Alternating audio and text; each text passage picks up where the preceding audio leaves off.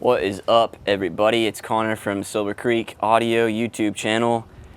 I've decided to do a van tour at the end of June in Texas, so it's a little bit toasty. I'm gonna skip the bold intro to the video that I don't know how to make, and we're just gonna hop right into this van tour.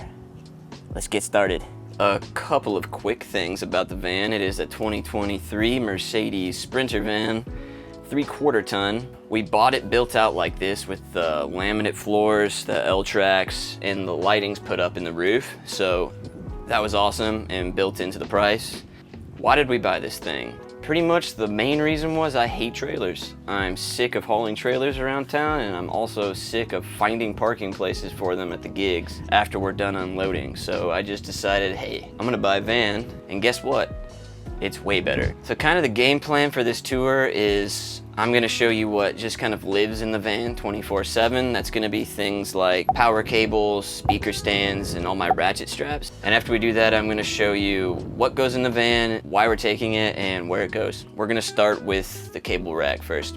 So over here on this wall, I've put up all these hooks on the L-track that came with the van. Pretty much what's on here is everything that I wanna take to a gig every time I go. That includes these two 50-foot cable runs of SOOW 12 gauge cables. These are amazing. I built them myself. It's very easy. These are cheap.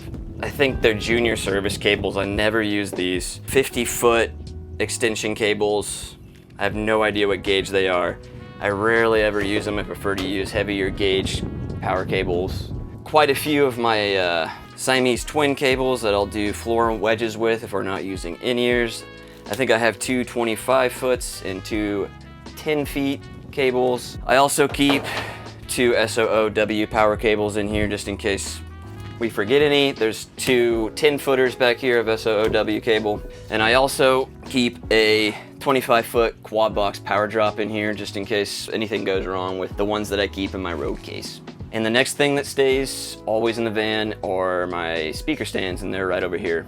This is where I keep my speaker stands at all times. They're just ratchet strapped to the wall like this. I'm able to stack them vertically, which is awesome on this flat wheel well. If I stack them horizontally, we lose vertical space right here that I can't put tall things in this area. So being able to stack them vertically lets me stack more stuff elsewhere, so that's pretty awesome. But yeah, I never want to go to a gig and realize suddenly that I didn't bring any speaker stands. So I just keep these in here at all times. I don't think it's gonna damage them in any way. I'll take them out occasionally, but I always make sure to strap them back when I'm done messing with them in the garage or in the house. I'll be honest, these are some of the best purchases that I've made, I think, for the van. They're Rhino USA retractable ratchet straps instead of the traditional ones where you have to loop through and pull. These save me so much time setting up and tearing down and making things neat that I really wouldn't like to work without them. If you have some extra cash laying around, get some retractable ratchet straps. It makes life so much easier. I think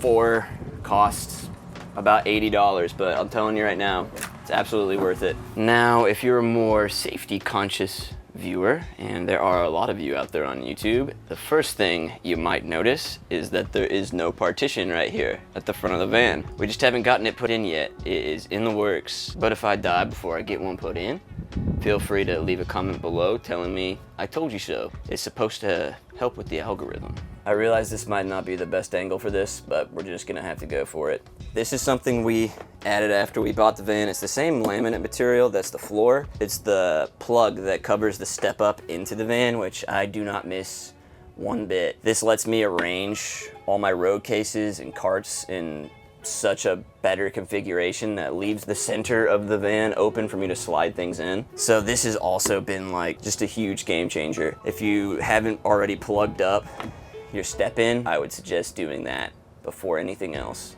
And you don't need to step up, man. Come on, easy.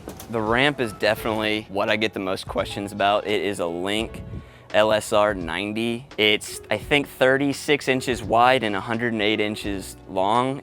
If I had to do it again, I'd probably try to find a ramp that's a little bit longer than 9 feet, but I have no complaints. This one does just fine. It swivels like you see it, how it is now, and locks into place like that. And to take it down, there's just a little latch here that you lift up, and all you gotta do is pull it down.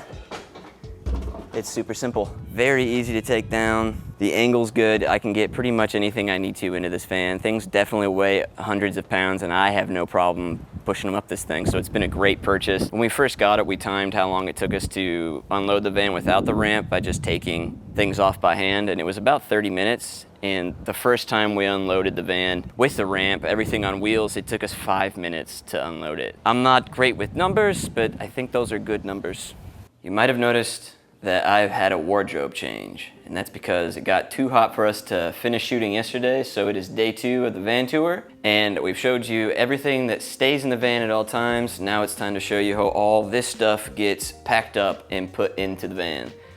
First thing we're gonna start with is the speakers. We have the ZLX 12P Electro Voice speakers. They work pretty well, and they go onto this SoundTown caster board, which is, I think, 24 inches by 36 inches. I put on these D-rings myself, and I replaced the casters that came with it with better ones I found at Home Depot. They lock way better and they roll a lot better. And these dimensions seem to fit really well with the 12-inch speakers. So we're gonna get the speakers put on the caster board, and then we're gonna wheel it up the ramp and into the Sprinter.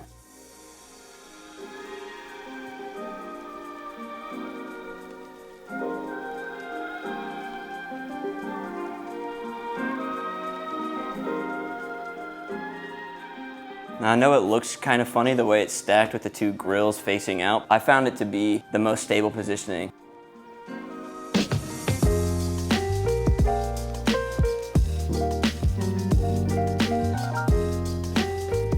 And then these just get sandwiched right here.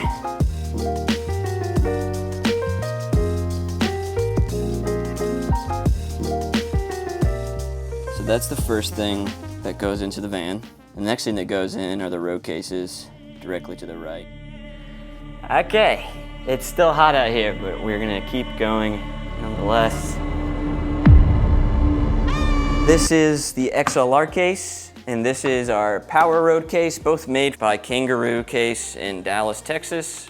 Cool guys, check them out. Inside the XLR case is just, XLRs and 1-foot IECs. And on the very top of all the XLRs is 4 50-foot cables, then wedged in the bottom here.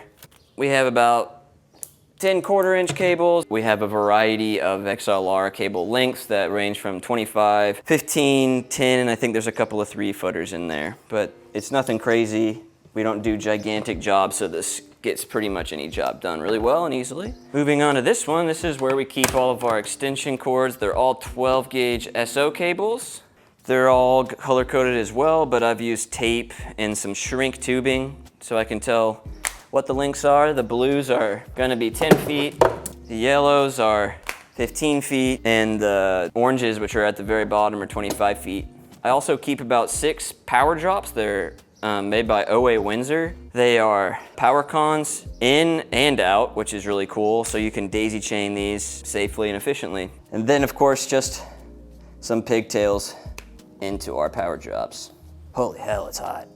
Do try to use as much 12-gauge SO cable as we can, just because it's more robust and they last longer. They're also safer, and the rubber casing makes them wrap up so easily and nicely, and they lay flat. So it's kind of just like a win-win-win.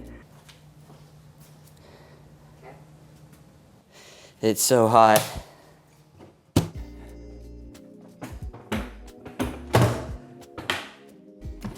And I know some of you guys are worried about my back, and this is how we have to do things around here. I don't have a forklift. Okay.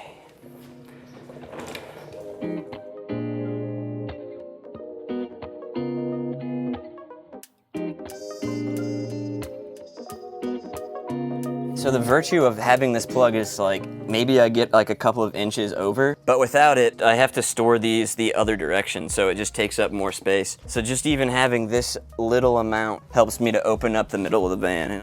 I use this orange ratchet strap, which has a higher brake strength than the Rhino USA ones. Is it worth it? I don't know, but it makes me feel safer. Yeehaw! We have gotten the speakers, XLR cables, and power cables in the van. The next thing that goes in is the rack case that goes right here. So let's go get that and put it right here. I'm stanky. This is the Gator case. It has all of our audio equipment in it. I gotta be honest, I don't really like this Gator rack. It's kind of fallen apart and it's not that old, so I wouldn't really recommend getting one. Having said that, if you want a more in-depth tour on what's inside this thing, I have a video that I'll link in the video description. Let's go.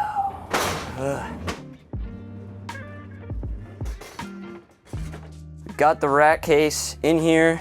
Let's go ahead and get this sucker tied down so we can feel safe about ourselves.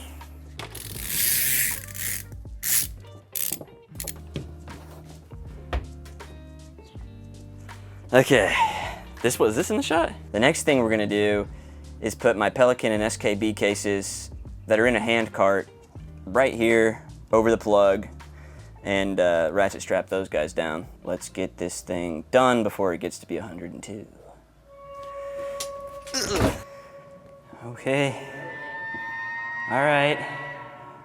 Back out here. We're gonna put these Pelicans on this, I wanna say it's a rack and roller. I know it's made by Crane. I don't use it all the time, but we're using it today because we have a long way to push everything to the stage. First thing that's gonna go in is this SKB case that are the wireless mics, another SKB case with the wired microphones, and then my Pelican case with all my tools and iPads and everything to run the show.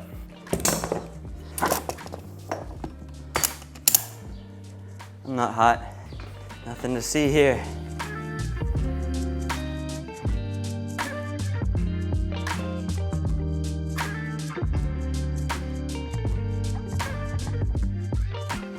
Got the cart down. One final piece, which is the subwoofers that go right there. It's definitely getting hot out here. If you're still watching, thank you. Whew.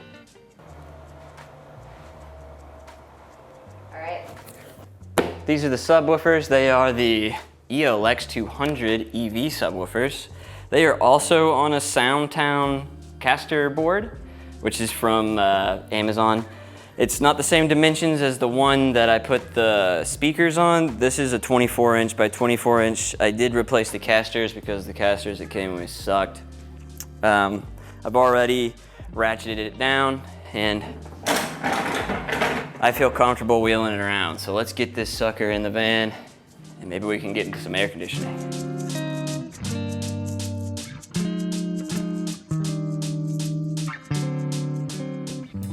It's in. All right.